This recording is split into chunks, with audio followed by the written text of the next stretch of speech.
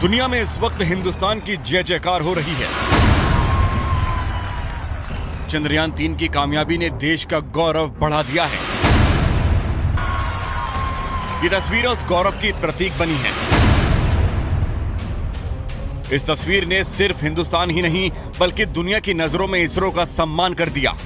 वैज्ञानिकों की मेहनत को नया आयाम दिया है क्योंकि उन्होंने वो कर दिखाया जो दुनिया के तमाम देश आज तक नहीं कर पाए। उधर विक्रम लैंडर चंद्रमा की सतह को छुआ, इधर भारत ने स्वर्णिम इतिहास लिख दिया।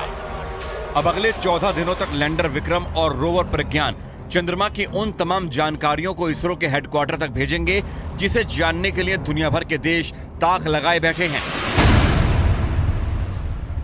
प्रज्ञान के काम की शुरुआत लेजर बीम के साथ होगी।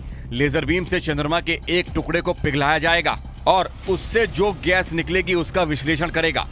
इससे जुड़ी जानकारी को इसरो को भेजा जाएगा। रोवर का काम इतना ही नहीं है, रोवर प्रज्ञान चंद्रमा की मौलिक संरचना की जानकारी भी जुटाएगा।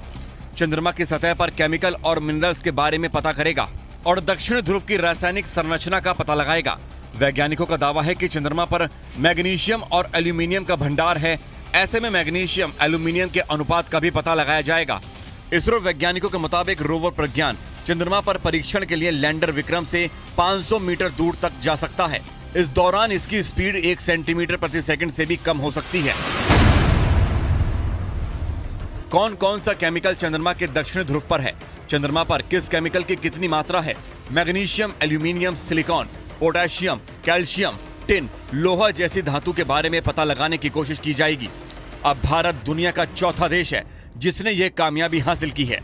इससे पहले इसका ताज सिर्फ अमेरिका, रूस और चीन के सिर सजा था। चंद्रयान मिशन में लगी हर चीज तकनीक के लिहाज से अव्वल है।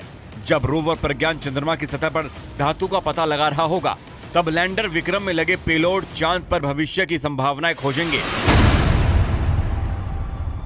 वो कुछ ऐसे कि ये चंद्रमा पर सूरज से आने वाले प्लाज्मा कणों के घनत्व और उनमें होने वाले बदलाव की जांच करेगा।